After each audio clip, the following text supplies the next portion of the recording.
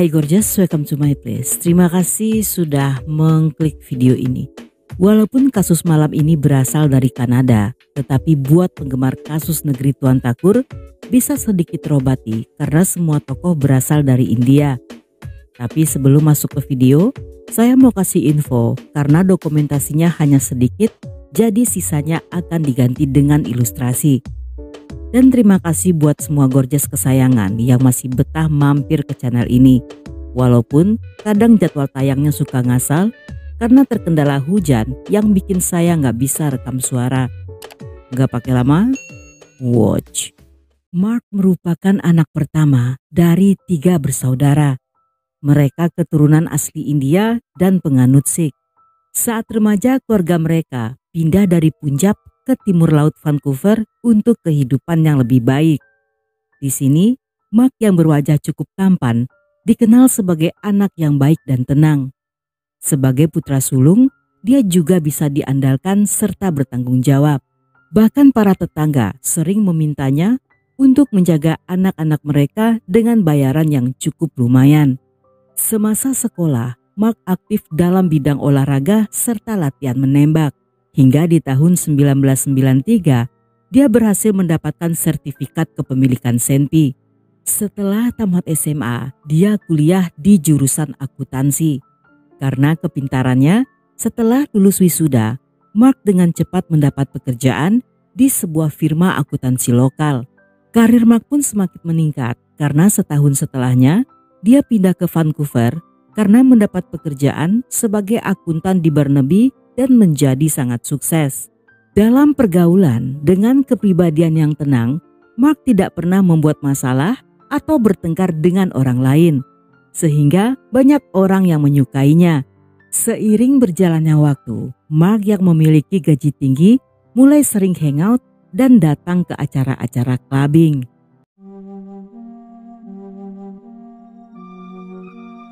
Walaupun Mark tidak terlalu religius, tetapi dia tidak masalah jika dijodohkan. Karena dia boleh menolak jika tidak suka dengan wanita yang akan dikenalkan. Seperti budaya India lainnya, Mark telah dijodohkan dengan seorang wanita India bernama Rajwal. Keluarga mereka mengenal gadis itu dari salah seorang kerabat yang juga mengenal keluarga Rajwal. Rajwal yang berprofesi sebagai ahli kesehatan gigi merupakan anak kedua dari 6 bersaudara. Mereka menetap di Verno, Kanada dan juga penganut Sikh. Orang tuanya Karnail Gakal dan Darsan dikenal oleh banyak orang. Mereka keluarga terpandang di kota itu karena telah berjasa mendirikan sebuah kuil Sikh. Ketika pertama kali dipertemukan, Mark terkesan sebagai pria tenang serta pendiam. Dalam beberapa kali pertemuan, keduanya merasa cocok dan menikah di tahun 94 setelah kakak sulung Rajor menikah. Sebagai seorang istri, sesaat setelah menikah, Rajor pindah ke apartemen Mark yang berjarak 4 jam perjalanan dari Vernon. Dia sangat bersemangat untuk menjalani hari-harinya sebagai seorang istri. Namun semua hayalannya buyar ketika dia mendapati kenyataan bahwa Mark bagaikan musang berbulu domba.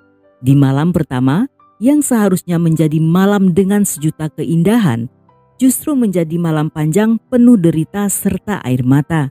Entah apa yang terjadi, di malam itu Mark yang sedang marah, memaki serta memukuli istrinya dan bahkan memanggil sang pengantin wanita sebagai belalang sembah.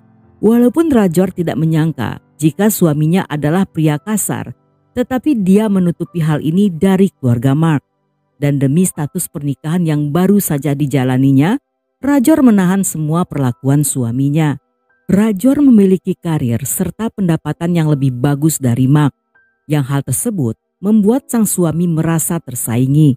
Akibatnya Mark menjadi sangat posesif, controlling, dan juga ringan tangan untuk menyakiti istrinya hanya karena hal yang sepele. Rajor bahkan tidak diizinkan untuk berbicara dengan siapapun, bahkan termasuk melalui telepon.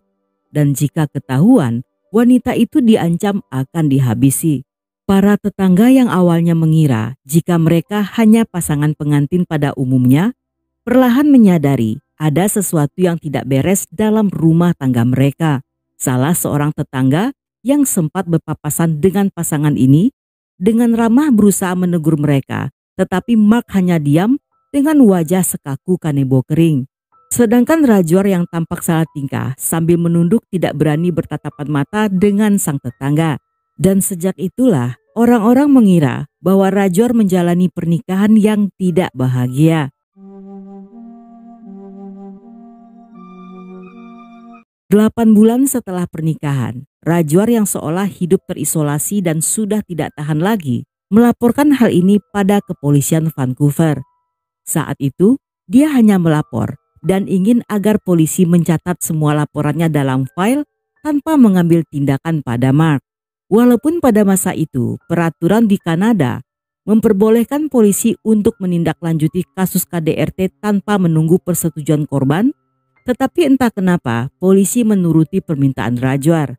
Di dalam file tersebut dilaporkan bahwa sepanjang masa pernikahan mereka, Mark telah melakukan berbagai KDRT dalam segala bentuk, termasuk melakukan happy ending secara paksa dari pintu belakang.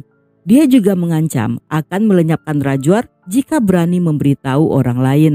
Setelah berpikir cukup lama, pada 25 Desember 84, Rajwar menemui kakaknya yang bekerja sebagai relawan di sebuah yayasan KDRT. Selama 3 hari di sana, dia mendapat dukungan penuh untuk keluar dari pernikahannya yang buruk. Hal ini menimbulkan keberanian pada dirinya untuk menceritakan yang sebenarnya pada orang tuanya.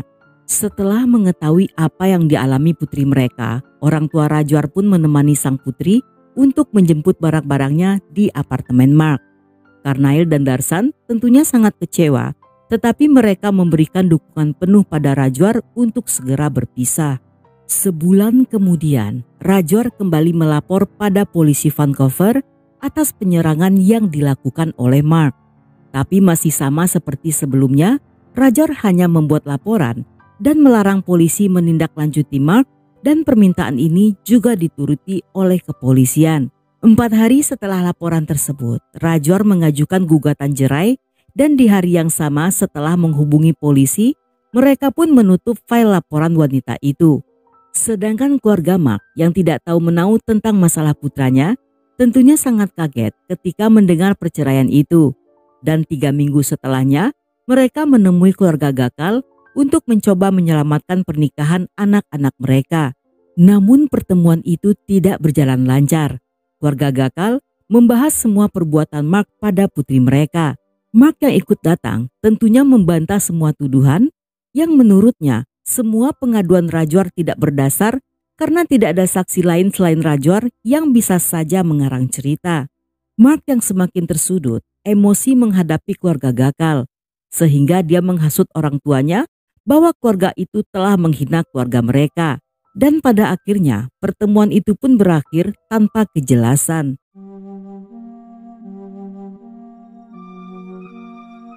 Setelah kepergian Rajwar, Mark yang tinggal sendiri menjadi semakin pendiam.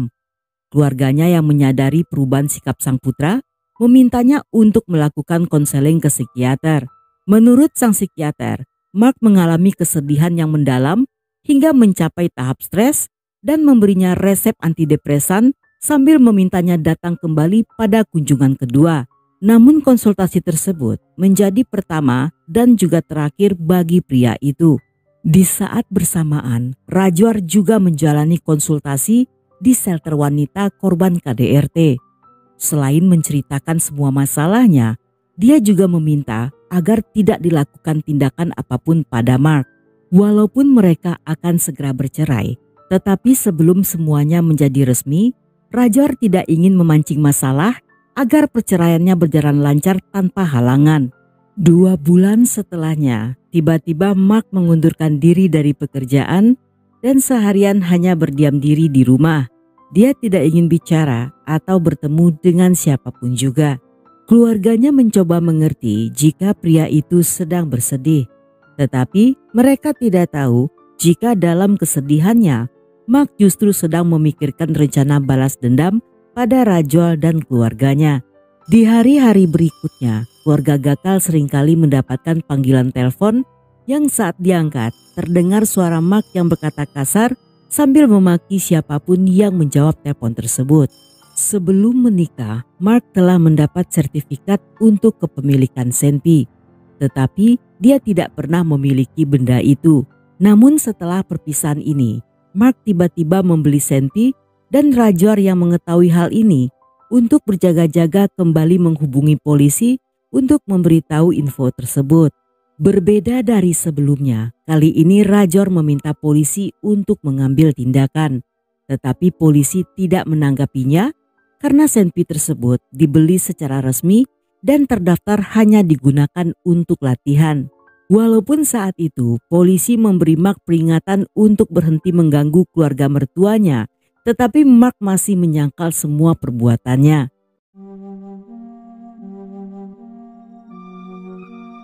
Mark yang berbohong pada polisi justru mengatakan hal yang berbeda pada temannya. Dia mengaku sering menelpon dan meneror Rajwar karena merasa hancur setelah ditinggal pergi. Menurutnya, dia sengaja meneror dan memperebutkan harta Gonogini dengan tujuan agar keluarga Gakal ketakutan dan menuruti semua kemauannya dengan membatalkan perceraian. Tetapi yang terjadi justru sebaliknya. Rajwar tetap tidak ingin kembali. Pengakuan ini pada akhirnya sampai dari mulut ke mulut para kenalan serta kerabat Mark, hingga terdengar oleh Rajwar yang melaporkannya pada polisi.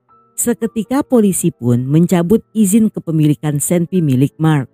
Tetapi tanpa setahu siapapun, Mark kembali membeli Senpi dan masih melanjutkan kegiatannya untuk meneror keluarga Gakal.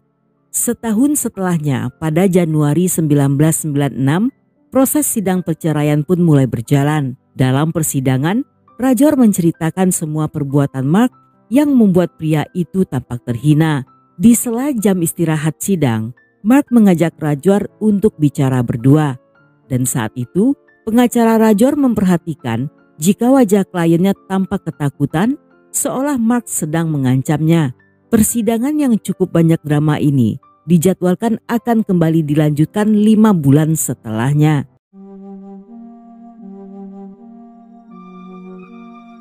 Dalam masa-masa ini, keluarga Gakal mendapatkan lamaran untuk Balwinder yang merupakan putri ketiga mereka.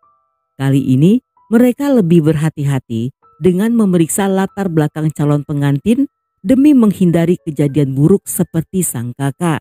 Ketika Mark mengetahui hal ini, dia berusaha mencari tahu tentang Balvin yang merupakan calon suami Balwinder.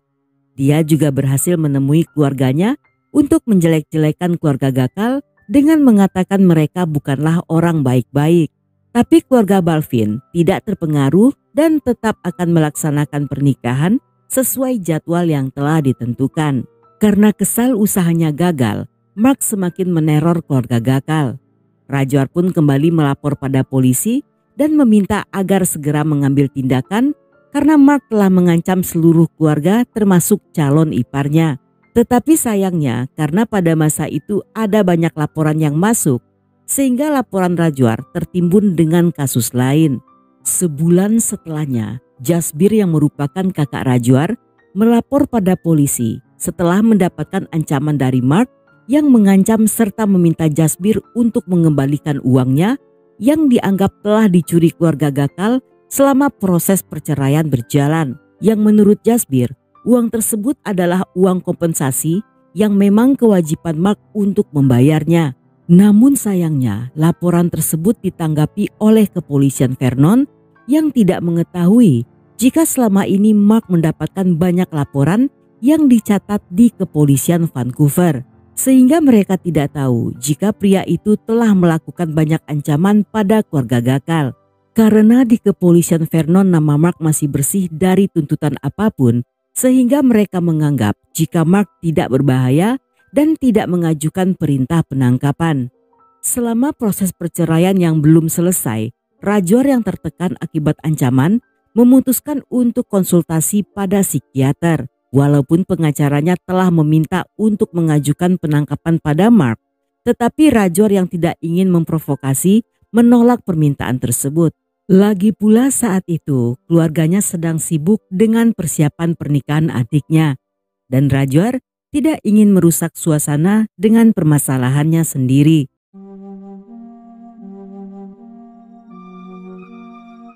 Pada 5 April, Mark datang ke Vernon dan menginap di sebuah motel dengan menggunakan nama samaran sebagai Emsing. Dia memakai mobil sewaan dan keesokan harinya pada jam 10.30 pagi, dia mendatangi rumah keluarga Gakal yang akan melaksanakan pesta pernikahan di siang harinya. Setelah memarkirkan mobil di dekat sana, Mark yang turun dengan senpi di kedua tangannya mulai menembak sembarangan sambil berjalan masuk ke dalam rumah. Korban pertama adalah Karnail ayah Rajwar yang sedang berada di luar sambil mencuci mobil. Dan dalam waktu kurang dari 5 menit, Mark telah melenyapkan 9 orang keluarga inti serta suami Jasbir bernama Balgit Saran. Walaupun Mark tidak melukai anak-anak, tetapi salah seorang anak Jasbir bernama Justin ikut terluka di kedua pahanya. Sedangkan mertuanya terluka di bagian wajah. Mereka berhasil selamat walaupun mengalami luka yang cukup parah. Peristiwa ini meninggalkan trauma mendalam karena ketiga anak Jasbir yang masih kecil menjadi yatim piatu dalam waktu singkat. Dan hanya mereka bertigalah dari keluarga Gakal yang saat itu masih tersisa.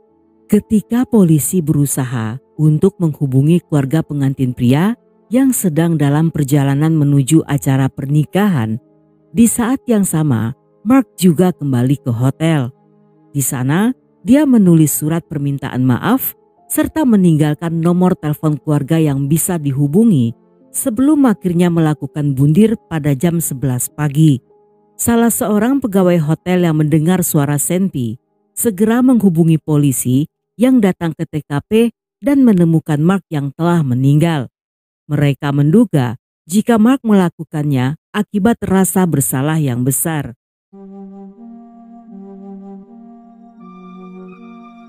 Balvin sang pengantin pria tentunya sangat hancur ketika mendengar calon istrinya meninggal sesaat sebelum pernikahan mereka.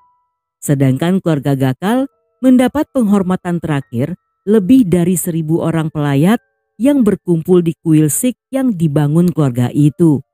Untuk mengenang para korban, pemerintah membangun sebuah monumen yang berada di luar museum dan arsip di Vernon Raya.